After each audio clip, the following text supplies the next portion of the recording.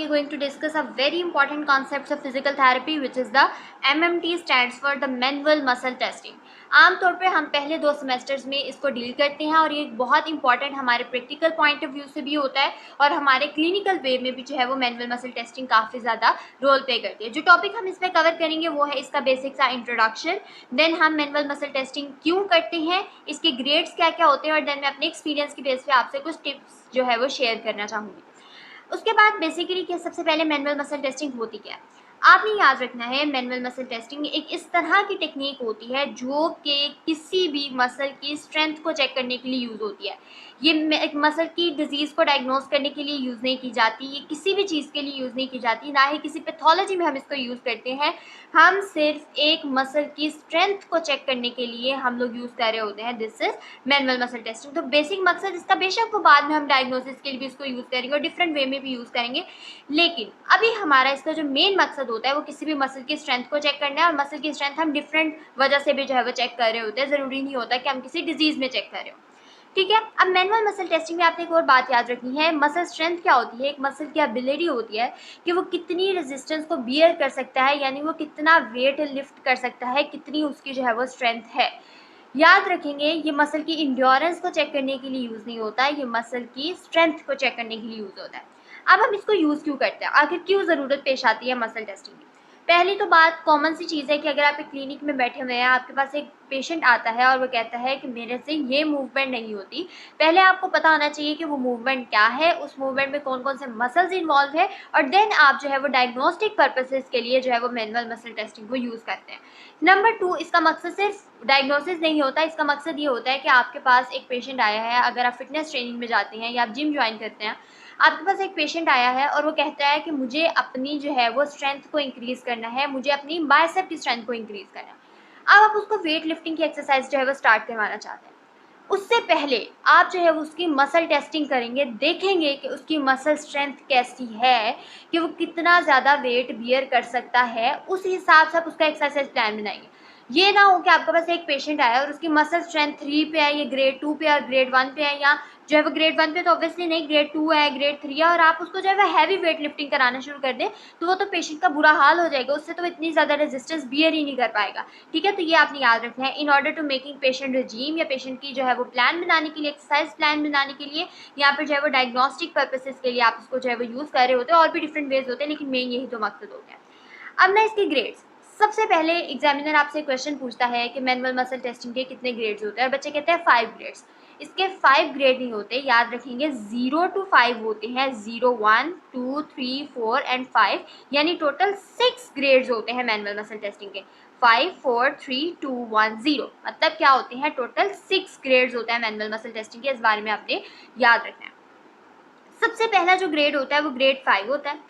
इसमें आप मसल को चेक करते हैं और मसल जो है इसमें बिल्कुल नॉर्मल वर्क कर रहा होता है, ना बहुत अच्छा काम कर रहा होता है ना बहुत बुरा, जो नॉर्मल एक मसल की स्ट्रेंथ होती है, उसकी कैपेबिलिटी होती है ना, उसके अकॉर्डिंग वो काम कर रहा होता है, और इसमें आप जो है वो पेशेंट को कोई भी एक्सरसाइज करा लेते हैं। ग्रेड 4 क्या होता है, मतलब मसल की एक्टिविटी अच्छी है, पूरी तरह अच्छी नहीं है लेकिन अच्छी है, पेशेंट जो है उसका काम हो सकता है, आप पेशेंट को एक्सरसाइज करवा सकते हैं। ग्रेड 3 क्या है, पेशेंट फेयर है, पेशेंट जो है वो अपनी जो है वो मूवमेंट खुद ब खुद परफॉर्म कर पा रहा है, बेशक उसकी स्ट्रेंथ बहुत ज़्यादा नहीं है लेकिन वो अपनी मूवमेंट खुद कर पा रहा है। ग्रेड 2 क्या है, ये पुअर है, पेशेंट जो है वो एंटी ग्रेविटी पोजीशन में मूवमेंट कर रहा है, यानी पेशेंट जो है वो ग्रेविटी को भी बियर नहीं कर पा रहा, और पेशेंट जो है वो अगर हम उसको ग्रेविटी को जो है वो न्यूट्रलाइज कर देते हैं, ग्रेविटी को जो है वो हम साइड पे रख देते हैं और हम पेशेंट की असेसमेंट करते हैं, तो पेशेंट उस कंडीशन में जो है वो मूवमेंट परफॉर्म कर पाता है। नंबर 1 क्या है, इसमें जो है वो बहुत कम मसल की एक्टिविटी प्रेजेंट है, बहुत कम कॉन्ट्रैक्टाइल एक्टिविटी है, मतलब विजिबली हम कोई एक्टिविटी नहीं देख सकते, लेकिन हम मसल के ओरिजिन या इंसर्शन के ऊपर अपना हैंड प्लेस करके हम देख सकते हैं कि मसल हिल रहा है। एज अ रिजल्ट कम से कम मसल को पता चल रहा है, उसको सिग्नल पहुंच रहा है, लेकिन विजिबली कोई हमें इफेक्ट देखने को नहीं मिल रहा। और ग्रेड 0 में किसी भी किस्म की कोई एक्टिविटी नहीं है, कोई कॉन्ट्रैक्टाइल एक्टिविटी भी हम लोगों को ग्रेड 0 में फील नहीं होती। अब यहाँ पर एक बहुत इंपॉर्टेंट पूछे जाने वाला क्वेश्चन होता है कि आप जो है वो पेशेंट की असेसमेंट किस तरह से शुरू करेंगे, कौन से ग्रेड से आप असेसमेंट शुरू करेंगे। तो आपने याद रखना है कि जब भी एक पेशेंट आपके पास आता है तो ना तो आपने ग्रेड 5 पे, ना 4 पे, ना 2 पे, ना 1 पे, ना 0 पे, आपने ग्रेड 3 से जो है वो असेसमेंट करनी होती है। अब मैं आपको बताती हूँ किस ग्रेड में आप किस तरह की असेसमेंट करना है। जो आपका ग्रेड 5 होता है, ग्रेड 5 में आप जो है वो पेशेंट को रेजिस्टेंस देते हैं और वो पेशेंट को आप जो है वो हाई रेजिस्टेंस देते हैं, ठीक है।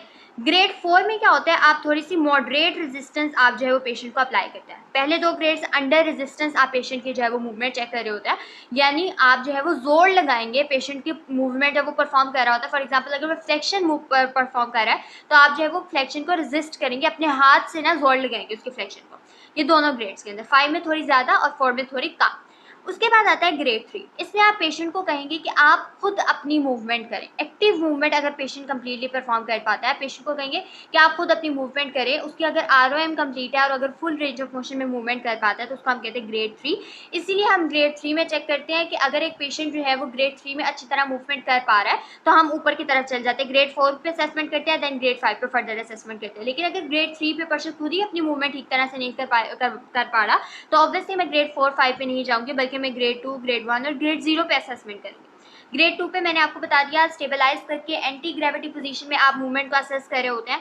ग्रेड 1 पे आप अपने ओरिजिन या इंजर्शन पे हैंड प्लेस करके पेशेंट के जस्ट सिग्नल दे रहे होते हैं कि मूवमेंट को जो है वो परफॉर्म करे, और जो भी उस मसल होता है मूवमेंट का उसके ओरिजिन या इंजर्शन पे जो है वो पेशेंट के हमें कॉन्ट्रेक्टाइल एक्टिविटी जो है वो फील होती है।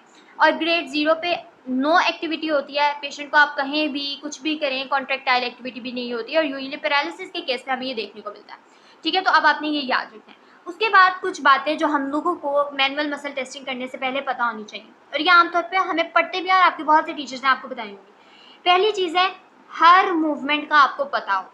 एग्जामिनर अगर आपको कहेगा कि राइट साइड आप जो है वो मूवमेंट जो है वो राइट आर्म की आप जो है मुझे इंटरनल रोटेशन चेक करके दें, राइट शोल्डर की इंटरनल रोटेशन चेक करके दें, और आपको पता होना चाहिए कि इंटरनल रोटेशन है क्या, ठीक है। इसके अलावा आपको मसल्स पता होने चाहिए। हर मूवमेंट का एक स्पेसिफिक मसल होता है जो उस मूवमेंट को परफॉर्म कर रहा होता है। आपको चैनल पे वीडियोस भी मिलेंगे शॉर्ट्स में, जिसमें मैंने ऐड किया हुआ है कि कौन सा मसल कौन सी मूवमेंट जो है वो परफॉर्म कर पा रहा है। आप जो है उस वीडियो को देखेंगे तो आपको इस बात का अंदाजा हो जाएगा कि आप रोजाना की भी एक वीडियो को 2-3 बार देखें तो आपको मसल्स याद होते जाएंगे, ठीक है। तो आपने मसल्स को लाजमी याद करने कौन सी मूवमेंट। एग्जामिनर आपसे बाज़ औक़ात तो ये पूछता है बेटा शोल्डर फ्लेक्शन में कौन से मसल होते हैं।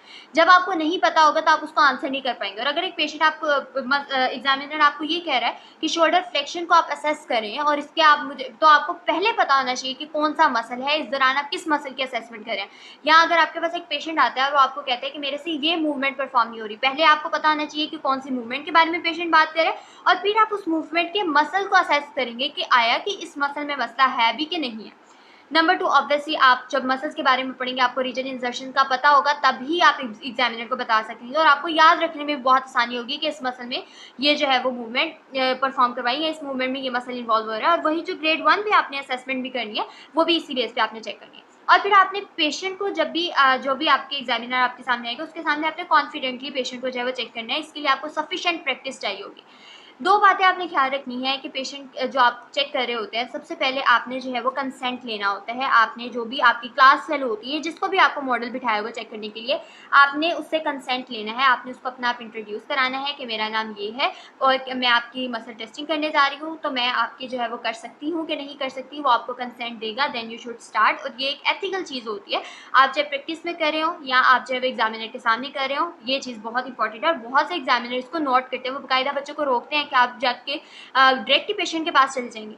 नंबर 2, आपने क्या ख्याल रखना है कि कंसेंट लेने के बाद आपने पेशेंट को राइट साइड से अप्रोच करना है, लेफ्ट से अप्रोच नहीं करना, राइट साइड से जो है वो पेशेंट को आपने अप्रोच करना है। हाँ, अगर आपको पेशेंट कह रहा है कि एग्जामिनर कह रहा है लेफ्ट साइड की मूवमेंट करें, देन आप उसको करेंगे, लेकिन अगर वो स्पेसिफाई नहीं कर रहा तो आप जो है उसको इस तरह से असेस कर सकते हैं। This is done by manual muscle testing. बहुत बेसिक चीज़ें मैंने आपको बता दी हैं, इंशाल्लाह आपको क्लियर हो गया होगा। अगर आपको फिर भी कोई चीज़ क्लियर नहीं हुई तो आप मुझसे कमेंट सेक्शन में जो है वो पूछ सकते हैं। Thank you so much.